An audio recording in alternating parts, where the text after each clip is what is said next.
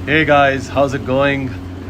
आज इस वीडियो में मैं आपसे शेयर करूंगा कि अगर आप फेसबुक एड्स रन करते हो खुद के लिए या अपने क्लाइंट्स के लिए, तो बजट कैसे इंक्रीज़ करते हैं, कब कब इंक्रीज़ करते हैं, या फिर बजट कब डिक्रीज़ करना चाहिए, कब कब डिक्रीज़ करना चाहिए, कितनी फ्रीक्वेंसी में बजट इंक्रीज़ करना चाहिए, मतलब हफ्ते में कितनी बार आप उसको इंक्रीज़ कर सकते हो या आपको करना चाहिए, नहीं करना चाहिए, क्या उसके कोई SOPs हैं, क्या क्या KPIs आपको देखने चाहिए, की परफॉर्मेंस इंडिकेटर्स, किस तरह से आप बजट इंक्रीज़ डिक्रीज़ को स्ट्रैटेजाइज करते हो।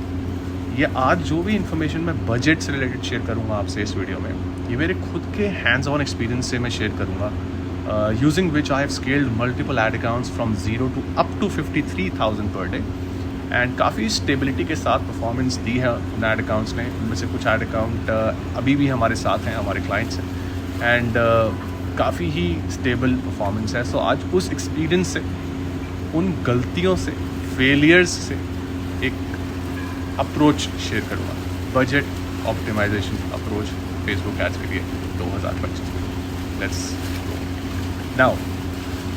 First thing I want you to understand is कि इसको अब बजट ऑप्टिमाइजेशन ना बड़ा ही कंफ्यूजिंग सा प्रोसेस बन जाता है, क्योंकि जब मैंने अपनी फेसबुक एड्स की जर्नी स्टार्ट करी थी तो मुझे जो सिखाया गया था वो बेसिक स्टैंडर्ड प्रोसेस वो यही था कि standard process vertical horizontal scaling कि 10 से 20% टिपिकली बोलते थे सेफ साइड होता है, सेफ साइड रहते हो अगर 10% इंक्रीज़ करो, 10% इंक्रीज़ करो every Monday Wednesday Friday, like ये टिपिकल अप्रोच थी। और अगर आपको रैपिडली इंक्रीज़ करना है तो आप कैंपेन को डुप्लीकेट करके बजट को 2x कर दो, ये एक दूसरा तरीका था। सो vertical horizontal scaling process, budget scaling process, यही मैंने सीखा था, शायद आप लोगों की तरह, और यही मैं करता भी था। और कुछ मतलब काफ़ी टाइम ये काम किया है, ऐसा नहीं है काम नहीं करता था, काम करता था ये। लेकिन स्टेबिलिटी इन परफॉर्मेंस मैंने कभी एज सच एक्सपीरियंस नहीं करी कि देखो हर दिन तो सेम नहीं होता, to be very frank and honest with you, but over a period of time, like अगर मैं देखूँ कि एक हफ्ते में या 15 दिन में कितनी स्टेबिलिटी रही, तो वो स्टेबिलिटी नहीं होती थी इन प्रोसेस से। और हर दिन, हर दूसरे तीसरे दिन में सेम चीज़ों पे ही डिसीजंस ले रहा होता था और सेम प्रॉब्लम्स और चैलेंजेस ही एक्सपीरियंस कर रहा होता था। तो वो काफ़ी कॉम्प्लिकेटेड प्रोसेस था, काफ़ी कॉम्प्लेक्स प्रोसेस था। सो अब इसको सिंप्लीफाई इस तरह से मैंने किया है खुद के लिए, जो मेरे लिए ब्यूटीफुली काम करता है। और इसको ना डाइजेस्ट करना, सीखना, समझना, सेटल करना आसान है, ठीक है। सो कॉम्प्लेक्स नहीं है, समझाता हूँ क्या है। सबसे पहला स्टेप जो आपको समझना है इस बजट ऑप्टिमाइजेशन SOP को समझने के लिए, वो ये है कि हम बजट ऑप्टिमाइजेशन को, या आप बोल सकते हो एड अकाउंट ऑप्टिमाइजेशन को, 2 हिस्सों में बांटते हैं। पहला हिस्सा होगा वीकली ऑप्टिमाइजेशन, दूसरा हिस्सा होगा daily optimization. Cool, very good, सीधा सा प्रोसेस है, ठीक है। पहले बात करते हैं वीकली ऑप्टिमाइजेशन, ठीक है। अब पहले बात करते हैं डेली ऑप्टिमाइजेशन। अब हम जो प्रोसेस फॉलो करते हैं, जो मैं करता हूँ, उसको मैं बोलता हूँ 1 कैंपेन मेथड। अगर आप मेरा वीडियो पहली बार देख रहे हो तो मैं आपको रेकमेंड करूँगा और हाईली इनकरेज करूँगा कि जाओ मेरे दूसरे वीडियोस देखो, पिछले वीडियोस देखो। मैंने काफ़ी वीडियोस में 1 कैंपेन मेथड पूरी ट्रांसपेरेंसी के साथ, ऐसे candid raw real talk style मैंने वीडियोस ड्रॉप करे हैं। आप जाके उसको समझ सकते हो, उसका फाउंडेशन स्ट्रॉन्ग कर सकते हो, फिर आपको शायद इस वीडियो से ज़्यादा वैल्यू मिलेगी। तो हम 1 कैंपेन मेथड फॉलो करते हैं, जिसमें हमारे पास सिंगल मास्टर कैंपेन रहता है, उसके अंदर एक सिंगल मास्टर एड सेट रहता है। Master campaign, master ad set, ठीक है। ये हमारा मैकेनिज्म है, ये हमारा प्रोसेस है। स्केल पे ब्रॉड ओपन टारगेटिंग करते हैं, मतलब कोई इंटरेस्ट नहीं होता, सीधा सा प्रोसेस है। स्केल पे यही होता है। अब जब हम ये single campaign, master ad set के साथ रन कर रहे होते हैं, स्केल कर रहे होते हैं, तो प्रोसेस ये होता है कि डेली ऑप्टिमाइजेशन प्रैक्टिस ये होती है, मैंने बोला ना 2 हिस्सों में बांट देंगे, डेली और वीकली। डेली ऑप्टिमाइजेशन प्रैक्टिस ये होती है, लगभग 10 से 20 मिनट ज़्यादा नहीं लगते मुझे हर दिन पर एड अकाउंट, लाइक मैक्सिमम बता रहा हूँ यार, 10 से 20 मिनट लगते हैं। और मैं ये करता हूँ हर दिन, बताता हूँ क्या करता हूँ। सो आज सुबह मैं एड अकाउंट खोलूँ और मैं उसकी येस्टरडेज परफॉर्मेंस चेक करूँ, कल बीते हुए कल की परफॉर्मेंस, ठीक है। I will look at that performance and I will make a note of these things in the same sequence exactly as I'm going to tell you right now in this video, exactly in the same sequence में jump नहीं करूँगा मैं। ये नहीं है कि पहले CTR देख लूँगा या कुछ और देखूँगा, नहीं, सेम KPIs बताऊँगा, सेम सीक्वेंस में देखता हूँ।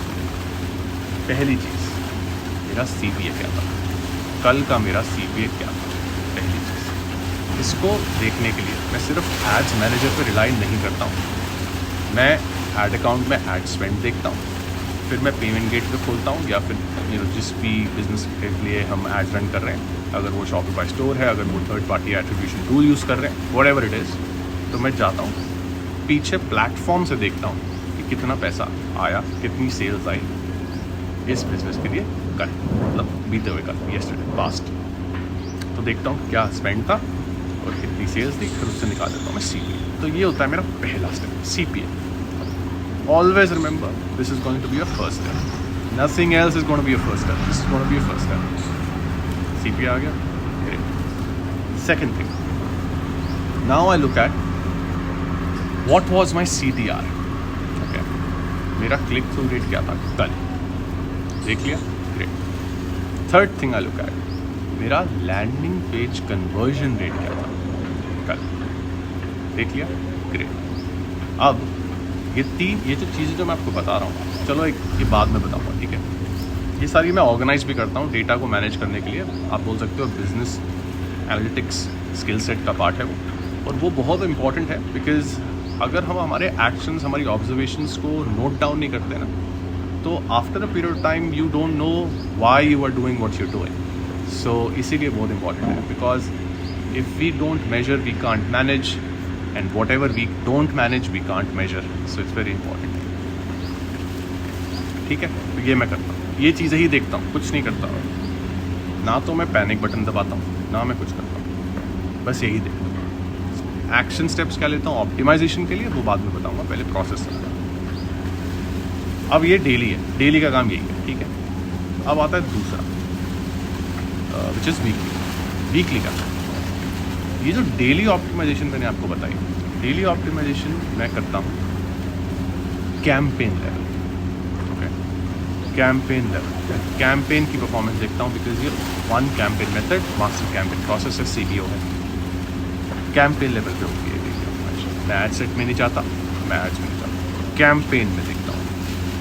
जब वीकली ऑप्टिमाइजेशन की बात करते हैं, तो वीकली ऑप्टिमाइजेशन को मैं चेक करता हूँ, you got it, master ad set, वो जो सिंगल एड सेट होता है, तो मास्टर एड सेट जो हमने विनिंग एड्स को स्टैक कर करके बनाया है, एंड ये स्केलिंग प्रोसेस है हमारा।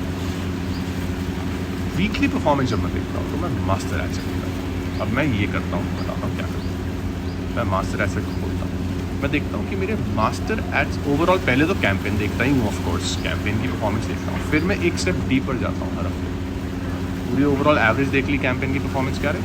नेक्स्ट स्टेप, अब मैं मास्टर एड सेट की परफॉर्मेंस देखता हूँ उस कैंपेन के अंदर, जो मास्टर एड सेट, मैं सेम मेट्रिक्स देखता हूँ जो मैंने आपको पहले बताया। तो मेट्रिक्स चेंज नहीं हो रहे, KPI चेंज नहीं हो रहे, मेरे की performance indicators are the same, sequence भी सेम है।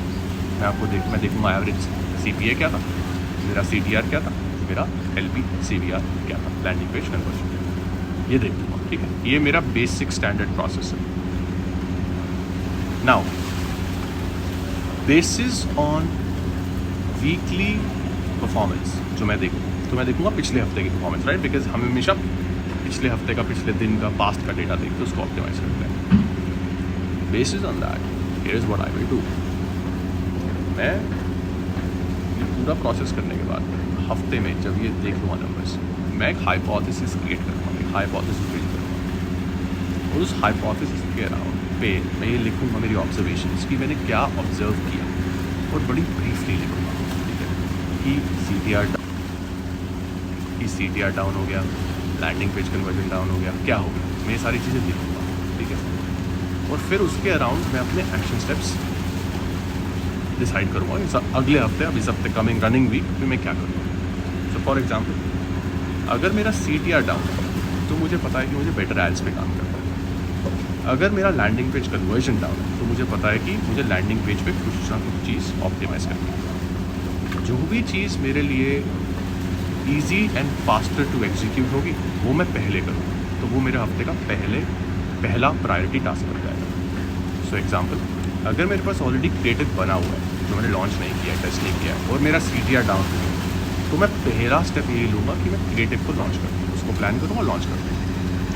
अगर मेरे पास क्रिएटिव नहीं बना हुआ और मेरा CTR डाउन है और मेरा LPCVR भी डाउन है, तो मैं पहले मोस्ट लाइकली LPCVR पे काम करूँगा, बिकॉज वो मेरे लिए fastest and the easiest approach है, बिकॉज वो मैं मेरे कंट्रोल में है, किसी क्लाइंट के कंट्रोल में नहीं है, एड स्क्रिप्ट लिखने की ज़रूरत नहीं है, like I can just optimize it in like 1-2 hours.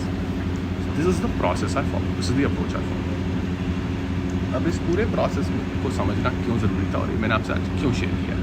अब हम आते हैं बजट इंक्रीज डिक्रीज में।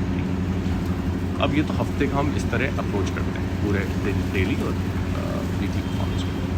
अब जब बजट इंक्रीज डिक्रीज की बात आती है ना, तो हम वो डेली भी करते हैं, वीकली भी करते हैं, डिपेंड करता है सिचुएशन, बट मोस्टली हम एम करते हैं कि हम डेली या हर ऑल्टरनेट डे तो करें ही करें, मतलब हम तो ये हमारा एम होता है। तो हम अप टू 2x कर देते हैं बजट, कभी कभी तो इस लेवल पे पहुंच जाते हैं 3 दिन में ऑलमोस्ट डबल ट्रिपल भी हो जाता है, 5 दिन में भी लगभग 5 दिन। सो कैसे करें ये रैपिडली स्केल, अब उसका प्रोसेस है। अब क्योंकि मैं डेली ऑप्टिमाइजेशन कर रहा होता हूँ जो मैंने आपको पहले बताया था, और वीकली हम क्या करते हैं जो मैंने आपको बता दिया, अब मैं क्या करता हूँ। अब मानो मैं आज सुबह एड अकाउंट के अंदर गया, एड मैनेजर, मैंने कल की परफॉर्मेंस देखी, अब उसके अकॉर्डिंगली 3 सिनारियोज बनेंगे। सिनारियो 1, मानो कल का CPA मीट हो गया, target CPA was met. In that case मैं 20% बजट बढ़ाऊँ, प्रोवाइडेड मेरा बिजनेस मुझे अलाउ करता है, मेरे फाइनेंशियल कैपेसिटी है टू स्केल दैट मच, ठीक है। अगर जैसे कभी कभी होता है कि हम लगाओ कि हम 10,000 पर डे पे चल रहे हैं और बिजनेस कहता है कि बॉस मुझे 15,000 पर डे से ज़्यादा नहीं जाना है, नहीं मैनेज हो सकती कस्टमर सपोर्ट वगैरह वगैरह, तो ऐसे केसेस में हम 20% नहीं बढ़ाएंगे, बिकॉज अगर 20% बढ़ाएंगे तो बहुत जल्दी पहुंच जाएंगे, तो हम 5% 10% बढ़ाएंगे, तो उस पर डिपेंड करता है। लेकिन in general case, ideal world scenario 20% बढ़ा दीजिए। सो मैं देखूँगा कल का टारगेट CPA मीट हुआ, मैं 20% बजट इंक्रीज कर दूँगा। अब मैंने क्या किया, उस एड अकाउंट में 20% बजट इंक्रीज कर दिया। इसके साथ साथ अगर मेरा ऑलरेडी एक क्रिएटिव लॉन्च होना शेड्यूल था उस दिन, तो मैं वो सारे काम करता रहूँ, उसको नहीं रोकूँ।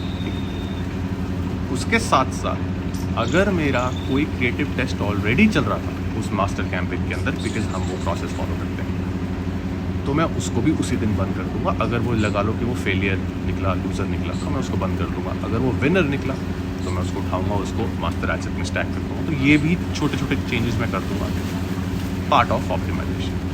बजट पे आते हैं वापस, तो मैंने 20% बजट आज इंक्रीज़ कर दिया, क्योंकि पहला सिनारियो टारगेट CPA मीट हो गया। दूसरा सिनारियो टारगेट CPA मीट नहीं, वो हाई हो गया, बेकार हो गया। अब मैं देखूँगा ओके, अगर वो बेकार हो गया नो वरीज, मैं 24 घंटे वेट। अब मानो चलो आगे चलता हूँ, ठीक है, मैंने बजट 20% इंक्रीज़ कर दिया। अब और नेक्स्ट डे आया, सेम प्रोसेस मैंने फॉलो किया, मैंने कल की परफॉर्मेंस देखी जब मैंने 20% इंक्रीज़ कर दिया था, और देखा क्या अभी भी मेरा टारगेट CPA मेंटेन्ड है। अब मानते हैं कि दूसरा सिनारियो कि वो अब मेंटेन्ड नहीं है, वो हाई हो गया। अब मैं क्या करूँ, मैं कुछ नहीं, 24 घंटे के लिए छोड़, फिर 24 घंटे बाद आऊँ, तो अब कितने हो गए, 48 घंटे। 48 घंटे बाद आके मैं देखूँगा कल की परफॉर्मेंस क्या है, एक दिन पहले क्या वो पिछले दिन की परफॉर्मेंस से बेटर होती दिख रही है। अगर हाँ तो मैं 20% बढ़ाऊँ। क्या वो टारगेट CPA हिट हो रहा है, अगर हाँ तो भी मैं 20% बढ़ाऊँ। अगर वो इंक्रीज़ हो रहा है तो मैं 24 घंटे और वेट, तो फिर मैं 72 घंटे बाद आऊँगा, 72 आवर्स टोटल हो गए, तो मैं सेम प्रोसेस। कुछ केसेस में ऐसा होता है scenario, to be very transparent कि 48 घंटे बाद जब मैं आता हूँ और मैं देखता हूँ कि अभी परफॉर्मेंस बेटर हुई, तो हाँ परफॉर्मेंस बेटर होती है, लेकिन फिर भी टारगेट CPA नहीं हिट होता, लेकिन कल से बेटर हो रहा होता है। तो अगर वो गैप बहुत ज़्यादा है ना, मार्जिन कि मेरा टारगेट CPA से जो एक्चुअल कॉस्ट आ रहा है वो बहुत ज़्यादा है, इवन तो वो कल से परसों से बेटर हो गया, लेकिन टारगेट CPA से बहुत दूर है, तो उन केसेस में मैं बजट इंक्रीज़ नहीं करूँगा, मैसेज करूँगा। लेकिन अगर वो टारगेट सीपी के बहुत पास था तब मैं बजट इंक्रीज़ करूँगा। तो ये एक प्रोसेस हम फॉलो करते हैं। अगर 72 घंटे तक परफॉर्मेंस, जब मैंने बजट इंक्रीज़ किया था उसके बाद से 72 घंटे तक परफॉर्मेंस बढ़ती जा रही है, सीपीए हाई होता जा रहा है, तो मैं उतने ही बजट से उसको डिक्रीज़ कर दूँगा जितने से मैंने उसको इंक्रीज़ किया। और ये जब प्रोसेस हम फॉलो करते हैं, क्योंकि हम एक वीकली हाइपोथेसिस क्रिएट कर रहे होते हैं, जो मैंने आपको बोला था, तो हम पहले ही वीक की परफॉर्मेंस जब देखते हैं, ऑप्टिमाइज़ करते हैं, एक हाइपोथेसिस क्रिएट करते हैं, तो हमारे एक्शन स्टेप्स तैयार होते हैं। जैसे हमें पता होता है कि इस हफ्ते हम कितना स्केल करने की इसको कोशिश करेंगे ऐड अकाउंट पर, और कितने क्रिएटिव्स इस पर लॉन्च करेंगे।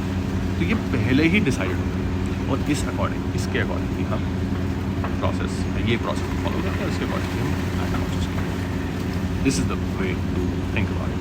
सो आपके लिए सबसे बड़ा लेसन ये है कि आप कुछ भी प्रोसेस फॉलो करते हैं, ये समझो कि बजट ऑप्टिमाइजेशन को अच्छे से करने के लिए you need to have a very simple to understand process, and to simplify it, divide your action steps in daily and weekly buckets and then plan things accordingly। या तो मेरा ही प्रोसेस फॉलो कर सकते हो या आप अपना खुद बना सकते हो। साथ ही साथ एक और टिप दे देता हूँ जाते जाते, सुपर टिप, सब कुछ डॉक्यूमेंट करना ज़रूरी है, लिखना ज़रूरी है। जब मैंने अपनी जर्नी स्टार्ट करी थी तो मैं गूगल डॉक्यूमेंट पे लिखता था, उससे काम चलता था मेरा, और काफ़ी टाइम तक मैंने वो किया।